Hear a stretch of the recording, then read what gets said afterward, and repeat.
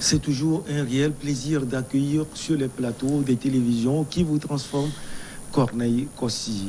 Il est surtout coach en développement personnel et consultant politique. Plaisir parce qu'à chaque fois qu'il est de passage, il nous donne ce rendez-vous. Et ce rendez-vous nous permet d'aller en profondeur de son pays et de décortiquer, surtout avec minutie, l'actualité politique de la Côte d'Ivoire. On va tenter cette gageure de pouvoir répondre surtout à toutes les questions.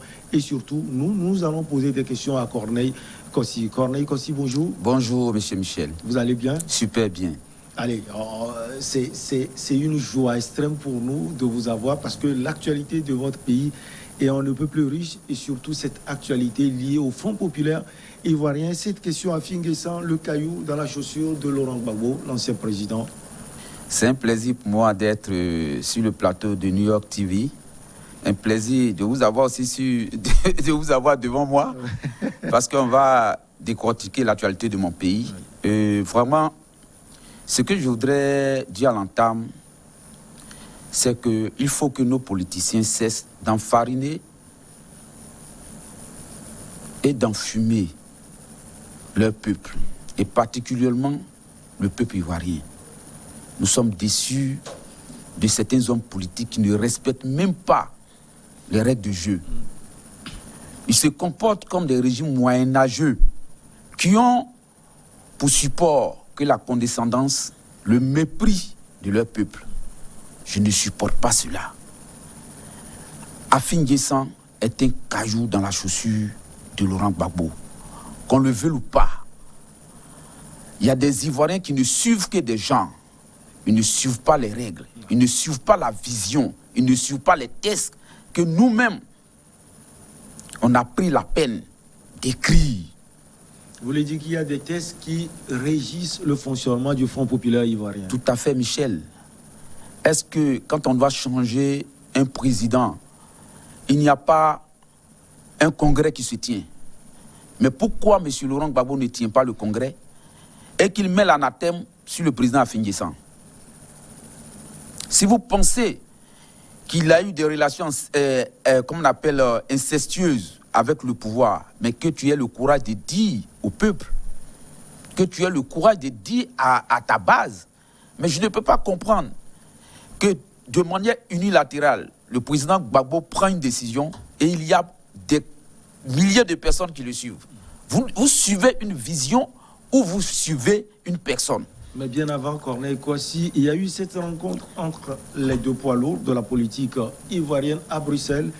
Et apparemment, le président Gbagbo a été déçu de la proposition de Pascal Afin-Guessan. Il réclamait le poste de vice-président du Front populaire ivoirien. Mais quand vous allez à une négociation, parce qu'il y a vraiment problème au FPI, vous allez à une négociation, tu ne peux pas obtenir à 100% ce que tu veux. Il faut qu'une personne ait une partie et l'autre partie, vous récupérez ça. Mais dire que parce que le président Afin-Guessan a demandé un poste de vice-président, on peut tuer le FPI. Parce que quand je dis tuer le FPI de Gbagbo l'a déjà tué. Mais je dis, peut-être que en avançant, on peut mieux expliquer certaines choses. Les Ivoiriens ne vont pas me comprendre. D'autres vont me haïr. Mais c'est ça la vérité. Parce que ceux qui suivent les hommes politiques n'aiment pas la vérité en Côte d'Ivoire. Et ils ne vont pas vous comprendre parce que justement, et vous l'aviez touché, c'est aussi cela le problème de la Côte d'Ivoire. On voit les gens qui sont viscéralement accrochés à leur leader, Laurent Gbagbo et sa base, le président Alassane Ouattara et sa base, le président Bédié et sa base. Et on a l'impression que les gens ne veulent pas fléchir un tout petit peu dans leurs approches. Michel, nous avons un problème en Côte d'Ivoire. Il y a 3 dieux, entre guillemets, qui se trouvent en Côte d'Ivoire, qui sont dans les loges. On ne peut pas les déboulonner et les gens les suivent bêtement. Vous m'excusez, je dis bien bêtement. On doit suivre les idées, on doit suivre les visions.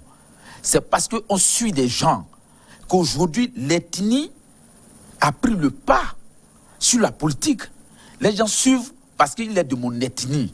je suis Baoulé, mais je ne suis pas Bédié parce qu'il est de même ethnie que moi. L'ethnie a pris le pas en Côte d'Ivoire. C'est ça qui est le souci premier en Côte d'Ivoire. L'ethnie, au lieu de suivre les visions, au lieu de suivre ce qui est bon, au lieu de suivre des, comme on appelle, des politiques saines, ça ne se fait pas. Et surtout le programme de société. Et le programme de société surtout. Alors, tu demandes à un militant quel est le programme de société de ton leader. Il ne pourra rien dire. Il va dire simplement il est de même ethnie que moi, je dois suivre. C'est dangereux. On a vu les sorties du président Gbagbo et celle du Premier ministre Pascal Affi-N'Guessan. Le président Gbagbo a pris le temps de raconter, si vous le permettez, l'histoire sur la nomination au poste de Premier ministre de Pascal Affi-N'Guessan. Et quelques jours plus tard, on a vu également la réaction de l'ancien Premier ministre qui véritablement est allé, si on peut le dire au fond, contre l'ancien président Laurent Gbagbo. Je dis toujours, est-ce que les tests du FPI ont été respectés par les deux? Qui a fait entorse au test? Il faut que ça soit très clair. Selon vous, qui a fait entorse? Moi, je crois bien que celui qui a fait entorse au test, c'est M. Laurent Gbagbo. Mais au même moment, parce qu'il devrait avoir, après que les deux se sont rencontrés à Bruxelles, il devrait avoir un congrès. Et à ce congrès, d'après mes renseignements, le camp Affi a tout fait pour croiser le président Laurent Gbagbo pour organiser le congrès. Parce que si ils ne se croisent pas, ils ne discutent pas sur certains détails, parce que ça fait 10 ans qu'il y a une crise. Il faut que les deux personnes se croisent, discutent pour trouver le juste milieu avant d'aller au congrès. Et même dans les tests, ils ont même dit que le président Gbagbo devrait être le seul candidat au congrès pour qu'il soit élu. Mais pourquoi il refuse? Le président Gbagbo. Pourquoi le président Gbagbo? Mais le président Gbagbo refuse parce qu'il sait qu'il y a du monde derrière lui. Il y a des gens qui le suivent aveuglement. Il y a du monde derrière lui. Il fait ça, ça ne dit rien aux gens. Ce qu'il fait, c'est ce qui est bon. Mais Gbagbo n'est pas Dieu. Il n'est qu'un homme. Je respecte le président Gbagbo parce que c'est un gars honnête. Je respecte le président Gbagbo parce qu'il a une bonne politique. Mais par moment, il a des égos qui sont démesurés. Et nous sommes aussi africains. Le président Gbagbo, c'est comme le père qui, après des années d'absence, revient au pays. Le fils, si vous le permettez, ou le petit frère encore, oui. Pascal Affi-N'Guessan, devait également aller le voir pour prendre langue avec lui. Il y a une tentative de rencontre qui n'a pas abouti. Et le président Gbagbo a envoyé son ex-ministre, M. Assou Adou. Et à la sortie de cela, il a dit au camp Affi que compte tenu du Covid, on ne peut pas se rencontrer. Compte tenu du Covid, on ne peut pas faire le congrès. Mais au même moment, le camp Gore se rencontre à la maison du parti du PDCI, à cinquantaine de personnes, à centaines de personnes. Mais si on ne se rencontre pas, on n'a pas fait la paix. Alors, Affi-N'Guessan dit également qu'il est surpris par les déclarations du président Laurent Gbagbo. Lui, il est allé le voir pour négocier le poste de vice-présidence. Est-ce que vous avez une fois vu quelqu'un qui est président et qui négocie ce poste de vice-présidence? Lui aussi, en 2010-2011, s'était accroché au pouvoir et regardait les gens qui mouraient autour de lui. C'est une déclaration forte. Oui, la déclaration est forte, mais vous voyez, quand vous avez confiance à une personne, vous avez une confiance à une personne de la trempe du président Laurent Gbagbo, et qu'on ne peut pas, le fameux « asseyons-nous et discutons » de Laurent Gbagbo, il l'a mis où?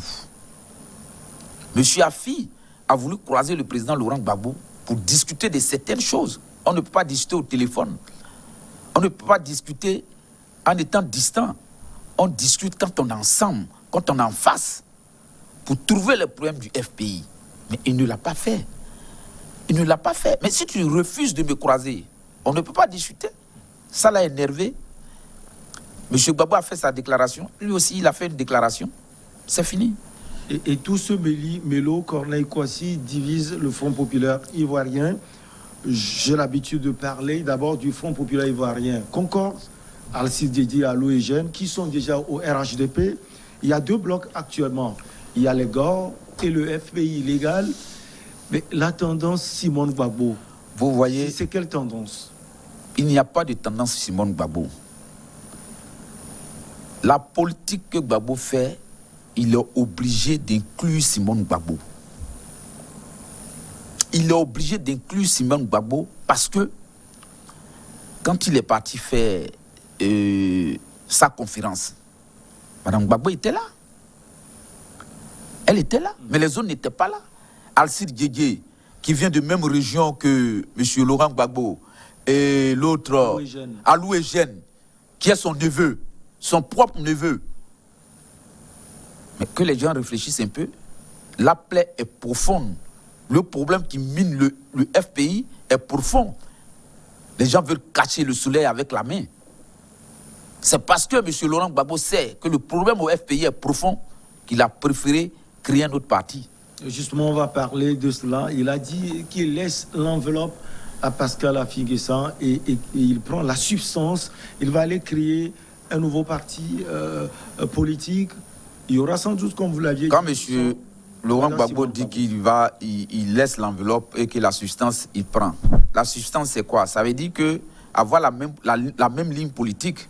La substance, c'est peut-être la popularité. La popularité et la décentralisation qu'il voulait faire, et puis s'opposer aux Occidentaux, c'est tout. C'est la même politique. Et vous pensez que ça va marcher pour lui?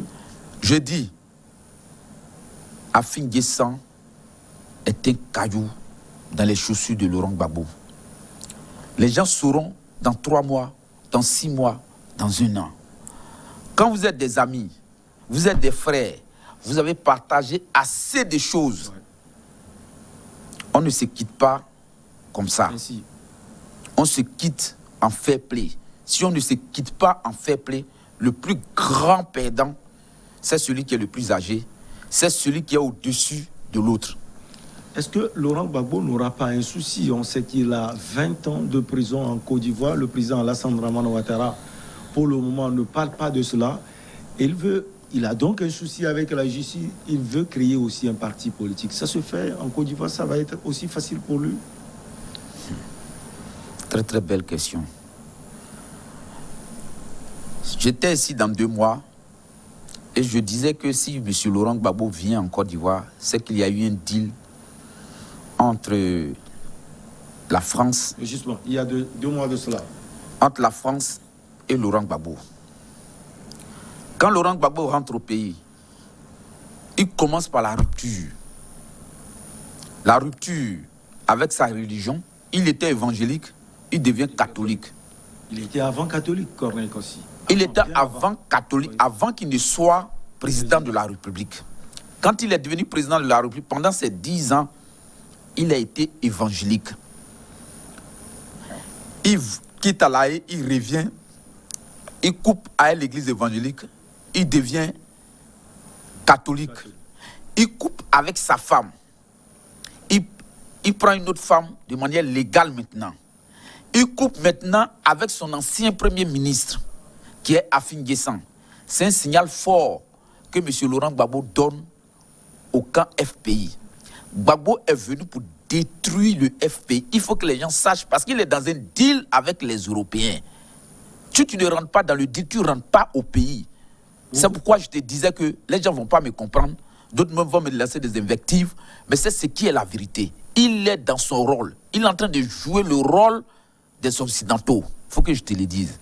Le président Laurent Gbagbo, qui est présenté comme un pur panafricain, rentré dans le jeu des Occidentaux. Quand vous faites la prison, il y a une manière de te comporter quand vous sortez. Monsieur Laurent Gbagbo n'est pas parti à cette prison à 40 ans ni à 30 ans.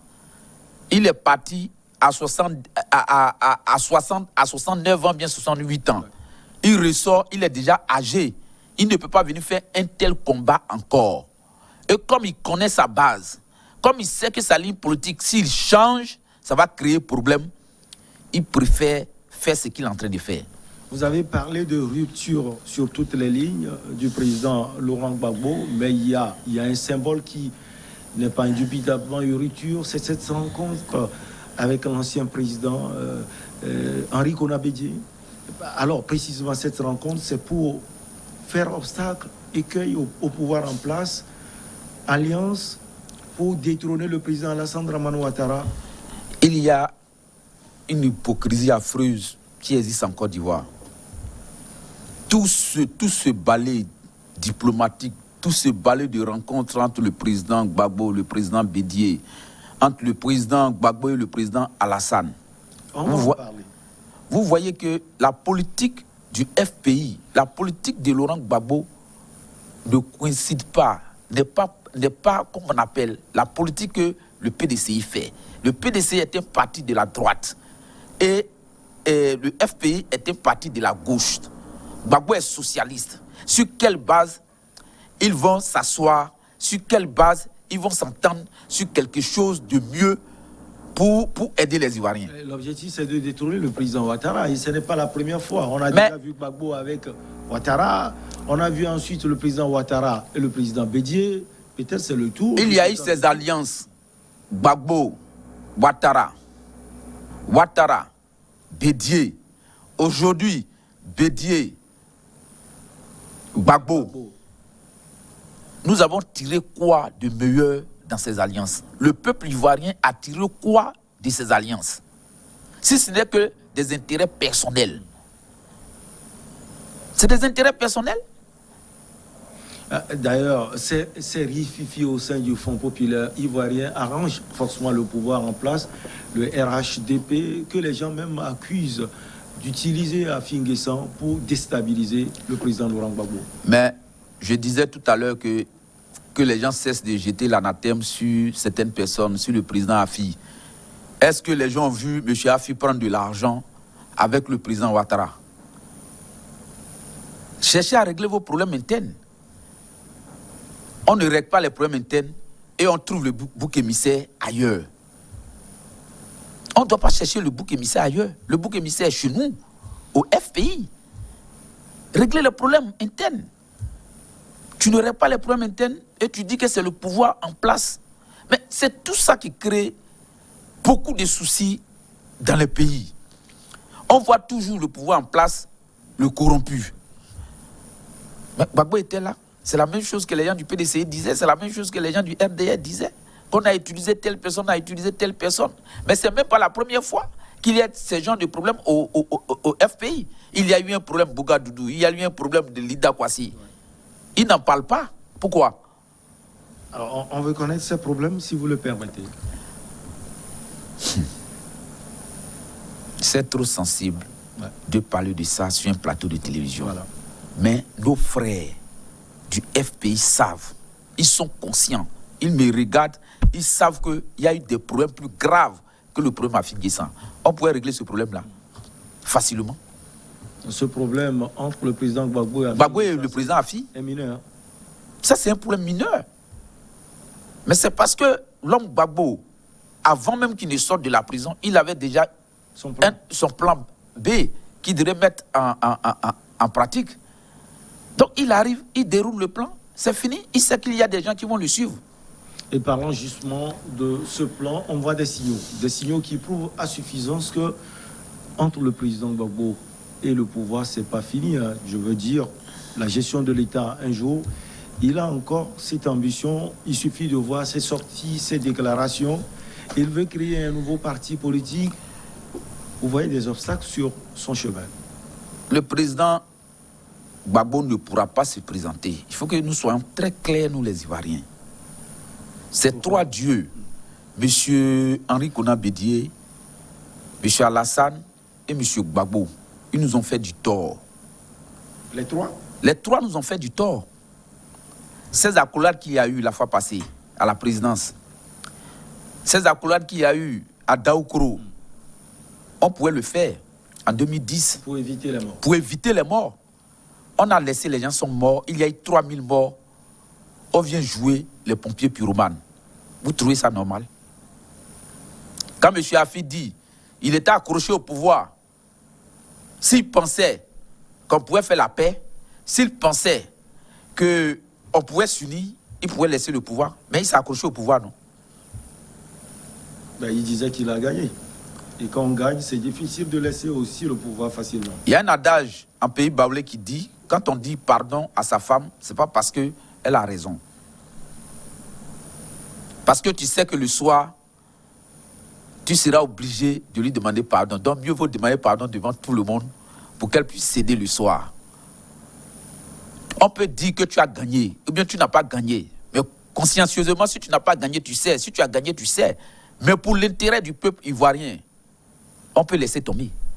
Dans son camp, il y a des gens qui ont voulu qu'on laisse tomber. Il n'a pas laissé tomber. Vous voulez parler sans doute de Alcide Diédié qui, à un moment donné, est allé à l'ambassade de France pour négocier la reddition de Laurent Gbagbo. Tu sais, Alou est jeune. Gbagbo est son oncle. Il quitte le pouvoir pour aller chez l'ennemi. C'est aussi cela la sans dire long. ivoirienne. Mais au FPI, ils ont une manière de jeter l'anathème sur certaines personnes. Ils ont même dit que c'est parce que Alou est jeune. Quand le président Gbagbo lui donne de l'argent pour donner à X ou bien Y, il prend l'argent. C'est faux. Je t'ai dit aujourd'hui, au cours d'une réunion du FPI, ils ont dit le RHDP, le RDR, en son temps, ne sera jamais au pouvoir. Et Alou est sorti pour leur dire, on ne dit pas ça. C'est ce que le PDCI a dit, c'est ce que les autres ont dit, et nous sommes arrivés. Et comme chez eux, il y a des gens qui ont la politique moyenâgeuse encore, ça veut dire, quand ils disent quelque chose, il faut que tu suives bêtement. Il est parti. Et la suite. Il sera avec Gbagbo, peut-être qu'il serait mort. D'autres étaient avec Gbagbo, ils sont morts. Il est là, non? Afin-N'Guessan, lui, l'a dit, il est clair et net. En 2025, il compte être président de la Côte d'Ivoire. Difficile équation. Non, ce n'est pas une difficile équation. Quand on devient président de parti, ce n'est pas pour les beaux yeux du peuple, c'est pour devenir président de la République. Vous pensez qu'il a les moyens? Et quand je parle de moyens, pas forcément les moyens financiers, d'autres moyens également. Mais pourquoi pas? Monsieur Afi est dans la politique, ça fait 30 ans. Il n'a pas pu gérer le FPI comme il se doit parce que l'homme de Gbagbo était là. Mais aujourd'hui, qu'on lui a donné le parti totalement, il a même dit qu'il aura du nouveau sang. Il aura une nouvelle politique. Ça veut dire que la présence de Gbagbo, ou bien l'homme de Gbagbo, l'empêchait de faire tourner le parti comme il se doit. Mais aujourd'hui, oui, il est libre. On attend pour voir. Donc pour vous, ce caillou dans les chaussures de Laurent Gbagbo sera difficile à enlever. Le caillou sera très difficile à enlever. Les deux se connaissent parfaitement. Chacun connaît les points faibles. Les gens pensent que M. Gbagbo n'a pas de points faibles. Un homme est périssable. L'homme est périssable. Il a des points forts. Peut-être qu'il dépasse ses points faibles. Mais quelqu'un peut utiliser ses points faibles pour l'atteindre. Il y a toujours espoir que les deux s'asseyent et discutent. Mais la discussion, l'entente, c'est la meilleure façon de faire la politique. Gbagbo même l'avait dit un jour. Il ne faut pas trop coincer ton adversaire. Laisse-le un peu. Laisse un peu de place pour qu'il puisse venir vers toi pour faire la paix avec toi. Ils vont faire la paix. À condition qu'ils laissent tomber leur ego. Il y a encore les égos qui sont là. Donc ils ne peuvent pas. Mais on va attendre 2 mois, 3 mois. Vous allez voir que ça va passer. Vous avez parlé d'ego. Vous êtes avec nous. Il faut en profiter. Certains analystes disent que c'est un problème d'ego également entre les trois grandes figures de la vie politique ivoirienne. Oui, c'est les égos. Chacun veut dire que c'est moi qui contrôle la politique totalement en Côte d'Ivoire. Chacun veut dire que c'est moi qui suis l'homme le mieux vu en Afrique, l'homme le mieux vu dans mon département, de par mon ethnie. C'est tout ça. Sinon, ils ont déjà l'argent. Gbagbo a de l'argent, Ouattara a de l'argent, Bédi a de l'argent. Il était riche même d'ailleurs à l'âge de 25 ans. Qu'est-ce qu'il cherche encore? On va également parler de cette rencontre entre le président Laurent Gbagbo et le président Alassane Dramane Ouattara, Oui. ainsi de réconciliation en Côte d'Ivoire. Vous espérez? Je disais tout à l'heure que c'est une hypocrisie affreuse. Ça, il faut que je te le dise. Elle se trouve à quel côté? Du côté du pouvoir ou du côté de... Du côté des deux camps. Du côté des deux camps. C'est une hypocrisie totale. Les gens, ils font la politique comme ils veulent. Hein. Ils se battent le jour, le soir, ils vont faire les accolades. Et le peuple souffre. Mais si M. Laurent Gbagbo peut croiser le président Ouattara, après tout ce qui s'est passé, pourquoi le président Gbagbo ne peut pas croiser le président Afi pour régler le problème? Ouais. Il y a du plomb dans l'aile de la réconciliation ivoirienne. Vrai plomb. Ça, c'est une excellente interrogation. Alors, vous ne pouvez pas régler vos problèmes internes, vos problèmes de la maison, vous allez régler le problème de certaines personnes dehors. Ce n'est pas possible. Il est contraint. Qui? Laurent Gbagbo voulait dire qu'il est à un moment donné contraint d'aller négocier ou bien d'aller voir le président Ouattara. Mais Même il si est on sait contraint. que c'est ce dernier qui a voulu rencontrer son jeune frère, comme il le dit souvent. Il est contraint parce qu'à la sortie, il dit qu'il est le chef de ceux qui ont fait la guerre, que si lui il est sorti, il faut que les autres sortent. Il sait très bien que s'il il met son ego en avant, qu'il ne veut pas aller voir le président Ouattara, tous ceux qui sont derrière lui vont rester en prison. D'ailleurs, le président Ouattara a entendu ces cris, plusieurs personnes sont libérées et on annonce également, Corneille Kouassi, une rencontre entre le président Alassane Dramane Ouattara et l'ancien Premier ministre Soro Guillaume. Oui, ça ferait plaisir. Parce que si on veut aller à une réconciliation vraie, il va falloir que tous les acteurs politiques soient présents et qu'on discute de la Côte d'Ivoire, de comment on peut aider le peuple ivoirien à se sortir de cette pauvreté qui est criade en Côte d'Ivoire. Et c'est une bonne chose alors. C'est une bonne chose. C'est son enfant. Il peut avoir des quiproquos. Il n'y a aucun parti au monde où il n'y a pas de dissension. Il n'y a aucun parti au monde où les gens ne se battent pas à l'interne, parce que les courants, au sein d'un même parti, il y a des courants. Mais il va falloir que nos dirigeants acceptent les courants, les débats contradictoires au sein des partis politiques. C'est important. Vous pensez que le FPI sans Laurent Gbagbo est encore le Front populaire ivoirien? Mais de quel Front populaire ivoirien vous parlez, Michel? Gbagbo est parti du Front populaire ivoirien. M. Afin N'Guessan va gérer le Front populaire ivoirien, c'est tout. Sans substance? C'est de quelle substance M. Laurent Gbagbo parle? Il faut qu'on lui demande quelle est la substance dont il parle. Ben, on a vu, Afin N'Guessan n'avait pas pesé trop dans la vie politique. Mais je dis que l'homme de Gbagbo empêchait M. Afi de travailler. Maintenant que M. Laurent Gbagbo n'est plus du FPI, M. Afi a dit qu'il va faire venir du sang neuf. Ils vont changer les tests. C'est un parti politique. M. Afi, c'est un politicien. Il fera le travail qu'il y a à faire. Il aura l'appui du RHDP. Il n'a pas besoin d'avoir l'appui du RHDP. C'est un parti légalement constitué. Il n'a pas besoin. Déstabiliser l'ennemi interne. Non. Il n'est pas là pour déstabiliser. Il faut qu'on sorte de ces vieux clichés. Moi, je dis tous les jours que c'est des vieux clichés.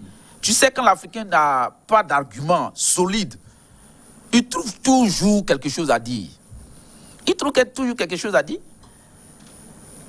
Merci infini à vous, Corneille Kouassi. Vous avez sans doute un dernier mot à lancer à nos chers amis, toujours scotchés, et qui sont un peu plus heureux de vous revoir aujourd'hui. Bon, je voudrais dire à tout le peuple ivoirien que impossible n'est pas ivoirien. Je sais et je suis conscient que les trois acteurs vont s'asseoir, ils vont discuter, ils vont trouver une solution très bientôt à notre pays. Corneille Kouassi, consultant politique et coach en développement personnel. Merci infini à vous. C'est moi. On va donc marquer une petite pause et on revient pour Regard Croisé.